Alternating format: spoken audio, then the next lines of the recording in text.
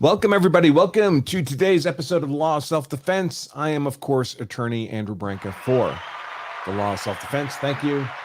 Thank you very, very much. Greatly appreciated as always. Let me make sure we're streaming all the places we're supposed to be streaming. That would always be helpful. Make sure the show is actually live. We plan to share a couple of videos with you today, a couple of breakdown videos. Use of force events normally don't do this as a live show, but I am doing it today. So YouTube is running nicely.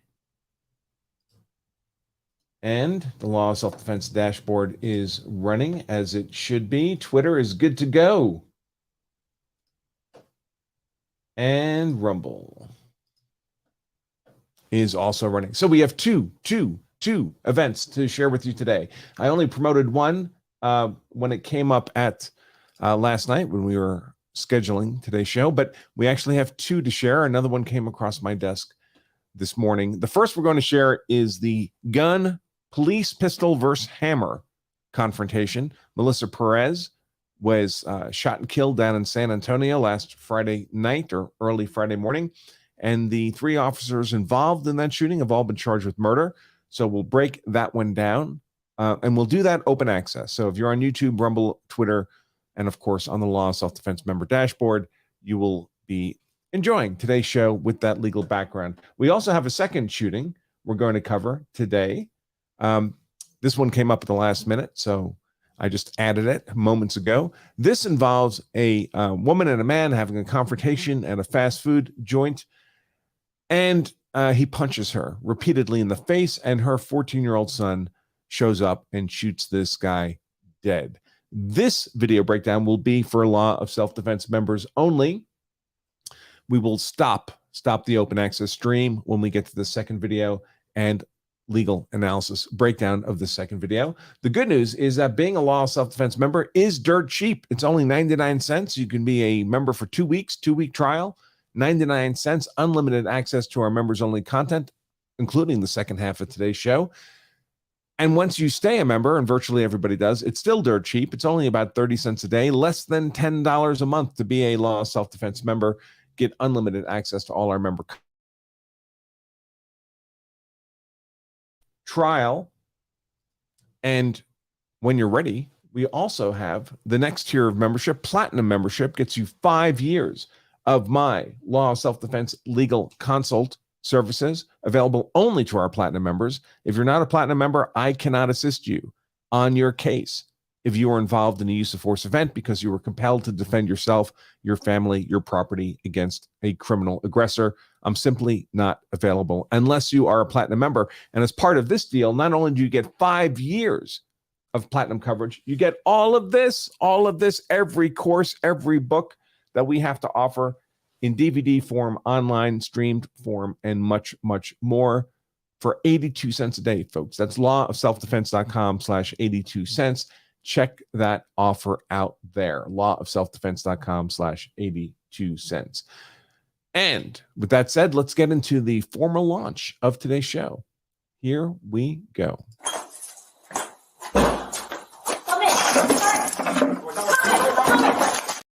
And that was not the video I wanted. So let's try again.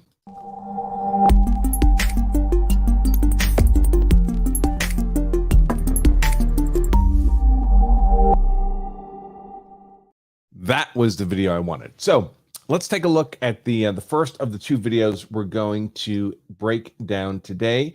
We have several news stories on this. So I'll do the news stories first, and then we will break down the video because the news stories provide some important factual information. So here we go. Here's the first of these. Let me bump this up. What we know about 3 San Antonio police officers charged with murder in the death of Melissa Perez. Now, I will mention at the top of the analysis that it would appear that there's not much potential for this case being racially energized in the sense that Melissa Perez, presumably Hispanic, and the 3 officers involved, Sergeant Alfred Flores, Officer Eleazar Alejandro and Officer Nathaniel Villalobos, presumably also all Hispanic. Despite this, of course, the police chief has referred this matter to the local district attorney's civil rights division, because that's the world we live in today. So, with that out of the way, let's take a look. 3 San Antonio police officers are charged with murder after they shot and killed a woman inside her Southwest Side apartment early Friday morning, according to the San Antonio Police Department. Sergeant Alfred Flores, Officer Eleazar Alejandro, and Officer Nathaniel Villalobos are charged in 45-year-old Melissa Perez's death. All 3 were arrested Friday night, the same night the shooting happened, and released on bond Saturday. Police Chief William McManus, not Hispanic, said Friday night the officers didn't follow department training or policy and used deadly force, which was not reasonable given all the circumstances as we now understand them to be. So, folks, I don't really do department policy stuff. That only determines whether or not an officer might be fired or not. We just do use of force law here. But it is an open question whether or not their use of deadly force was appropriate in these circumstances. We'll get to that in more of a moment. Perez was experiencing a mental health crisis and had a hammer in her hand when police shot her through a patio window and door. Police Chief McManus said the department released a portion of edited and blurred body-worn camera video from officers on the scene Friday night, and I'm going to share that video with you in just a moment. SAPD initially said the officer's employment was terminated. In another instance, the department said they were suspended without pay.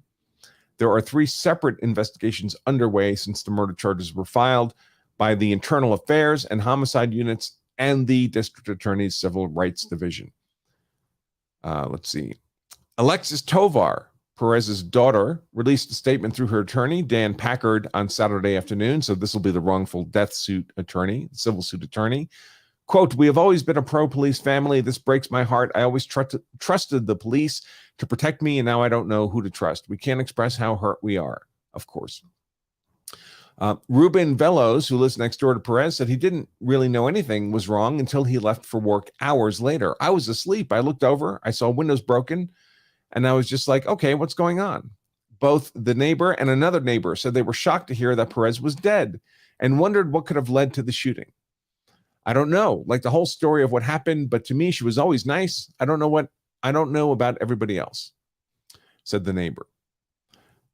What San Antonio police have said about the shooting. The shooting happened around 2 a.m. Friday at the Rosemont at Miller's Pond Apartments. Police were called for a report of a woman, later identified as Perez, destroying property at the complex. According to Chief McManus, Perez was having a mental health crisis and cutting wires through a fire alarm system to the complex. When officers arrived, Perez was speaking with San Antonio Fire Department crews in the parking lot. As officers approached her, she ran back to her apartment and locked the door. Police tried to speak with Perez through a window, but she threw a glass candle at an officer, striking him in the arm. Officer Flores, Alejandro, and Villalobos moved toward the back patio of Perez's apartment and unsuccessfully attempted to coax Perez outside. 2 of the 3 officers jumped the railing onto the patio and spoke to Perez through a window and door. McManus said the window was open, but officers removed the screen. He said they were investigating the incident as felony criminal mischief. One of the officers said Perez picked up a hammer and was approaching them from inside. She swung the hammer toward the officers and broke the window, separating her apartment from the patio. One of the officers shot at Perez, but McManus said it didn't appear she was struck by those rounds. Perez went toward the window again, still carrying the hammer, and that's when all 3 officers opened fire. According to McManus, Perez was hit at least 2 times. Police forced their way inside the apartment and provided medical assistance until EMS arrived. She died. Perez died at the scene from her injuries. Our condolences to Melissa Perez's entire family. I want to ensure her daughter that this incident will continue to be thoroughly investigated, Chief McManus said. There's not currently a timeline for the conclusion of the investigation. Of course not. The 3 SAPD officers were charged in Perez's murder were identified as Sergeant Alfred Flores, Officer Eleazar Alejandro, and Officer Nathaniel Villalobos. Flores has served with the police department for 14 years, Alejandro for 5 years, and Villalobos for 2 years. Bexar County court records show that each of the officers is charged with murder. Their bonds were set at $100,000 each. All three officers made their bond and were released from the Bexar County jail pending trial. Quote, the shooting officers' actions were not consistent with SAPD's policy and training. They placed themselves in a situation where they used deadly force, which was not reasonable given all the circumstances as we now understand them, Chief McManus said. Well, this statement is problematic. I'll come back to it in a moment. McManus said the department expedited the release of the video, the body-worn camera video. The footage begins with an officer approaching Perez in the apartment complex's parking lot while she is with her dog. Hey, lady, get over here, the officer says. Perez begins walking away, and the officer pursues her. Get over here. Nope, Perez replied as she continued to walk toward her apartment, and the officer runs after her. Then an officer is seen jumping onto Perez's balcony. Her balcony window is open, and the officer removes the screen. Perez tries to close the window and tells him to stop. The officer then raises his pistol and points it at Perez, telling her, you're going to get shot. Shoot me, she says. Glass is then heard shattering, and the woman yells something at the officers. The video then cuts to multiple officers standing at the balcony, and then one officer again jumping over it. The woman replies, you ain't got no warrant. Another officer then says, let's go, move it. Two officers were then seen standing in the patio area. One officer then turned around to reveal several officers who then started yelling, watch out, before gunshots erupted from the officers toward the woman. This is all just more description of the video. So let's jump right to the video. The video is not as informative as one would hope, but I do have it here to share with all of you. Let's see. Here we go. So I will caution this video kind of flips randomly from one body-worn camera to another, but that's what we have to work with. So here we go.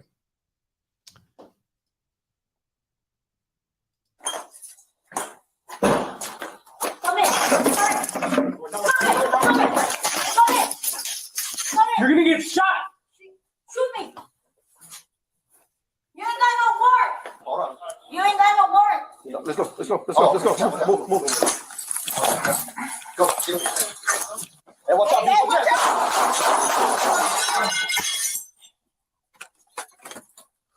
Hey!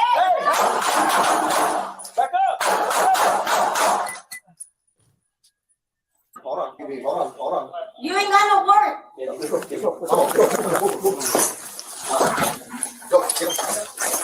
Hey, watch out. Hey, watch out!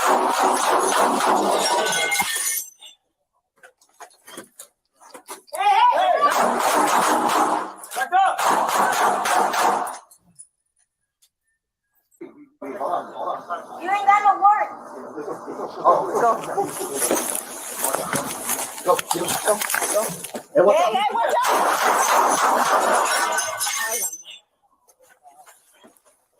Hey! Back up! Okay, that's the whole video that we have, really. And there's a lot of problems here. So we do our use of force legal analysis, right? The 5 elements of self-defense: innocence, imminence, proportionality, avoidance, and reasonableness. Now, purportedly, what we have here is a woman in her own apartment who's been engaged in mischief, perhaps felony criminal mischief, moments earlier. That's why the fire department and the police showed up. And she's armed with a hammer. And of course, the police are armed with handguns. They use handguns to use deadly defensive force upon her and kill her. So, innocence. Who's the initial unlawful physical aggressor in this confrontation? Arguably, it's the police. Forcing their way into her apartment. Do they have probable cause to go into her apartment? Maybe. Maybe with the criminal mischief charge. With guns drawn?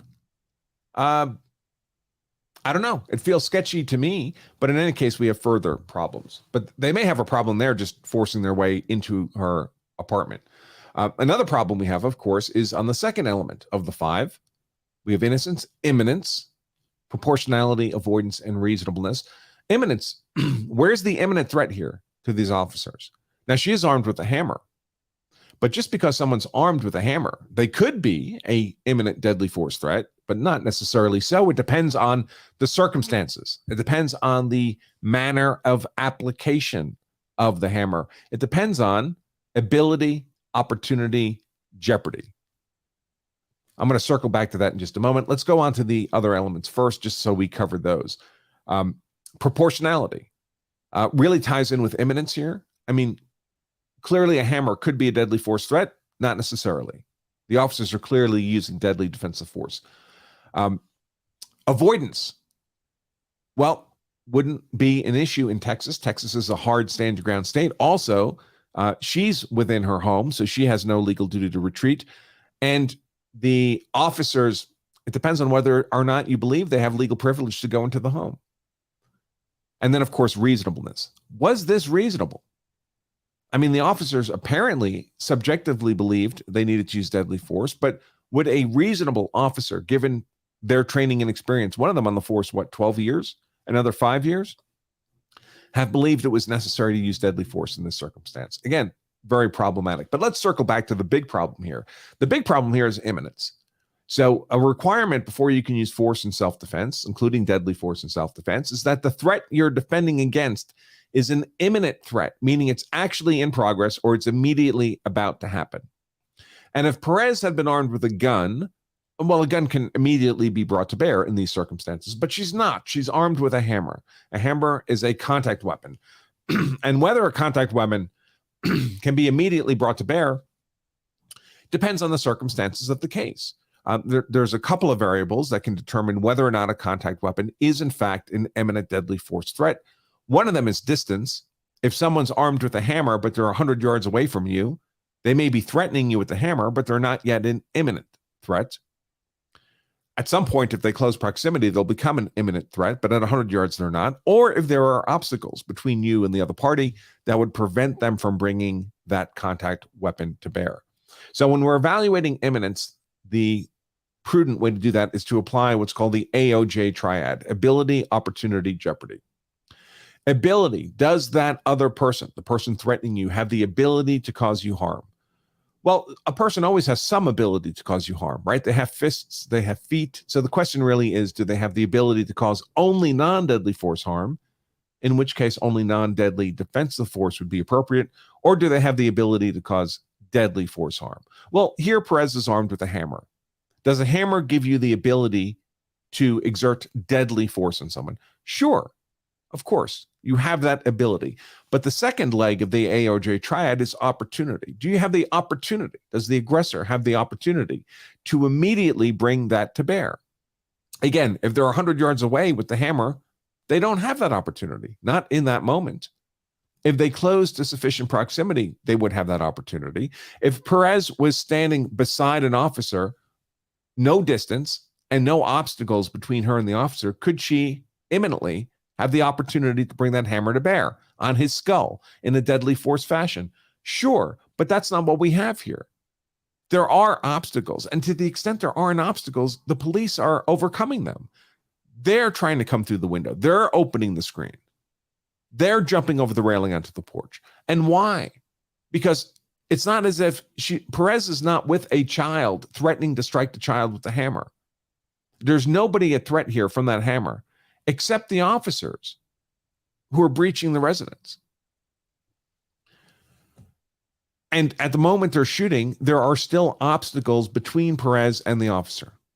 She cannot readily apply that hammer in her hand to the officers in a deadly force fashion. Unless, of course, they're going to lean their head through the window. Would that be a reasonable thing to do? Of course not. And then jeopardy. Jeopardy of the AOJ triad: ability, opportunity, jeopardy. Jeopardy is the aggressor conducting themselves in such a way that a reasonable person would perceive they intend to bring their ability and opportunity to bear against them in an unlawful attack. Well, I think Perez is evidencing jeopardy. She's not doing carpentry work with the hammer. She's clearly preparing to use the hammer as a weapon, but you need all three, folks. You need ability, opportunity, and jeopardy. An opportunity here appears to me to be missing. Now, the video's not great. It's possible the officers, if we had a different angle of the video, might there be a clip where Perez has the hammer raised, about to bring it down on an officer's head, such that she had opportunity. There was AOJ and the threat was imminent. Maybe, but I don't see that here. So absent that evidence of an imminent threat, and the fact that 3 officers shot is normally favorable for the officers in the sense that all 3 of them arguably perceived a threat. But of course, it could just be sympathetic fire. You hear one cop hears another cop shooting, so he shoots as well, absent an explicit justification. And in terms of throwing the hammer, folks, that's just not a credible threat for the most part. Maybe if it was an axe, but a hammer in the hands of a woman with a window, a door, and a wall between you and her, I just don't see it. I don't see that as being a credible, imminent, deadly force threat.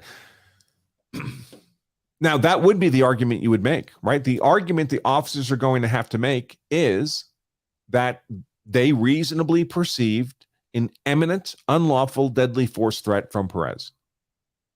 Are they going to be able to do that on these facts? Highly, highly questionable, especially given the politics of the day where increasingly it's not this part's not the officer's fault, right? They are sent to these scenes. So this is just politics that may burn the officers. But it's increasingly disfavored for officers to use deadly force when what they're encountering is a mental health crisis. That's just the way it is. And here we don't have this woman presenting as an imminent force threat, certainly to anybody but the officers, arguably not to the officers, except to the extent that they're presenting themselves to that hammer. And she is, because she's not an imminent deadly force threat to anybody else, could they just have essentially sat back and waited, been patient? It's 2 a.m. in the morning or 11 p.m., whatever it was. It was the late, dark 30. She'll get tired eventually. She's not threatening herself or anybody else in the moment with death or serious bodily injury. Where's the pepper spray? I mean, pepper spray doesn't always work, but would it not have been worth the effort? Where's the taser?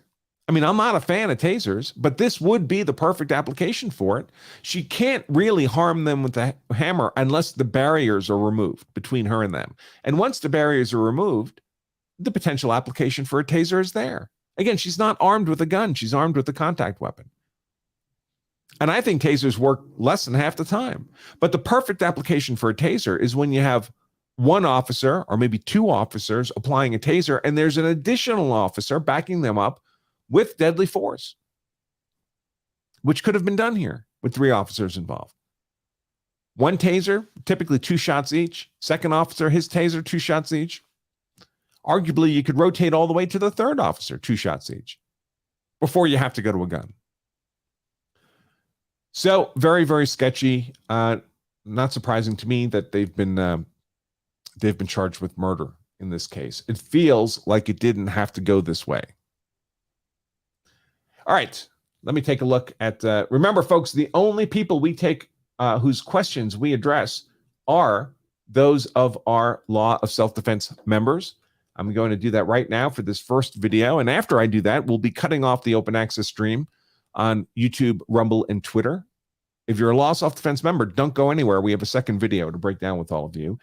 That video is this one.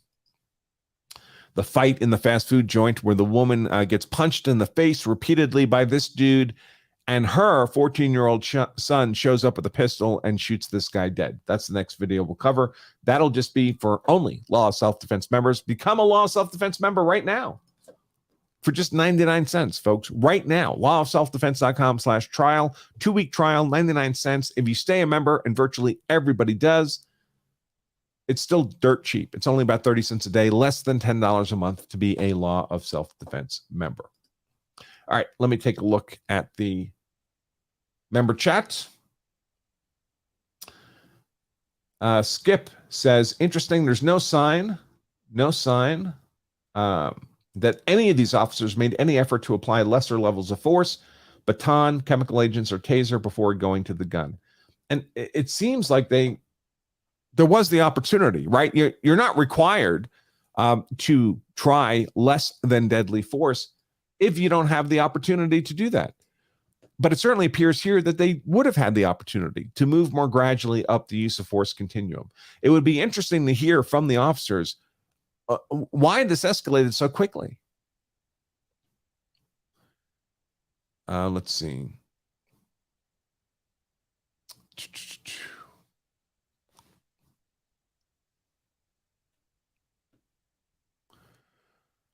Let's do.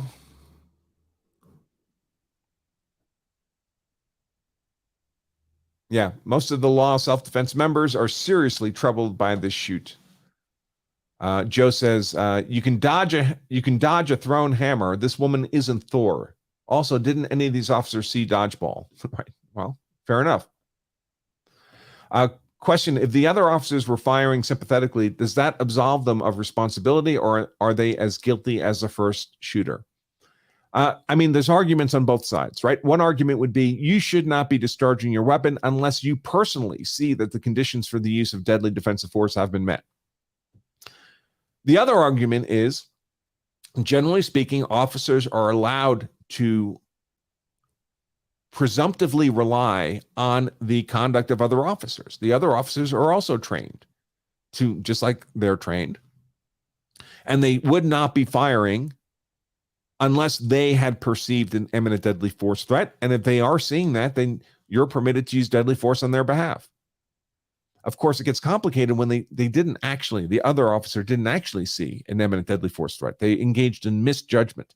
But your argument would be, I relied on what I presume to be their reasonable perception of the threat. By the way, this shooting is just not good from a technical perspective. Let me go back to this video here.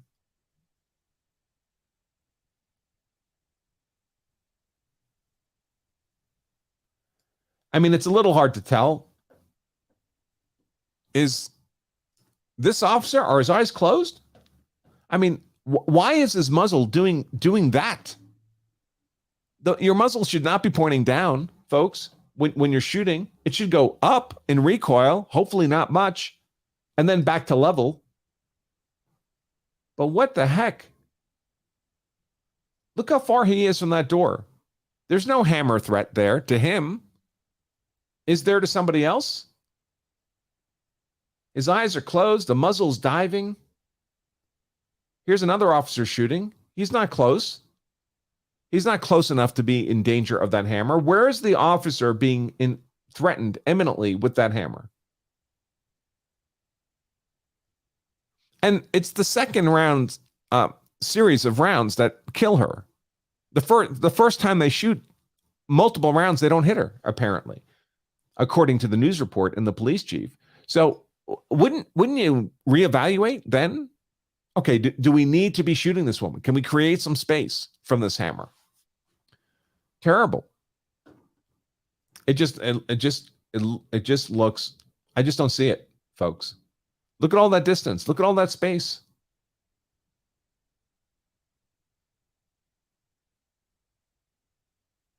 Crazy. All right, back to the member questions.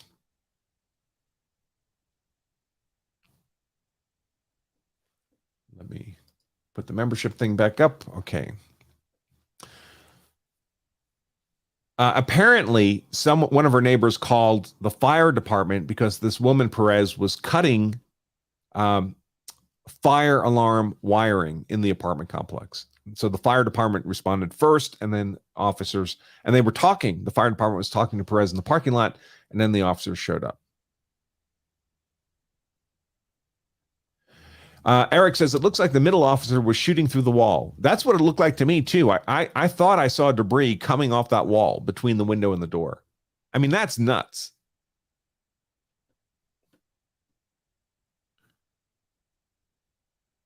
Okay, those are all the questions from the Law Self-Defense members. So at this point, folks, I am going to move on to this second video, the one between the man and the woman, late night in the fast food joint. He punches her hard in the face, after warning her, by the way. If you keep talking, I'm going to punch you. And she keeps talking. Now, it's not a crime for her to keep talking, but is that prudent? In any case, he punches her hard in the face at least twice. And then her 14-year-old son shows up and shoots this dude dead. Now, arguably, one of the claims is that the 14-year-old didn't actually cause a fatal injury to this guy until the guy was running away down the street and the 14-year-old chased him down and then fired the fatal shots into his back as he was running away.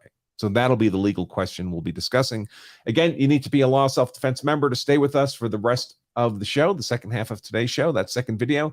To all of you who are, don't go away if you're a Law Self-Defense member. Stay right where you are. We're not going anywhere. But if you're on YouTube and not a Law Self-Defense member, I bid you adieu for today's show. Take care. Stay safe.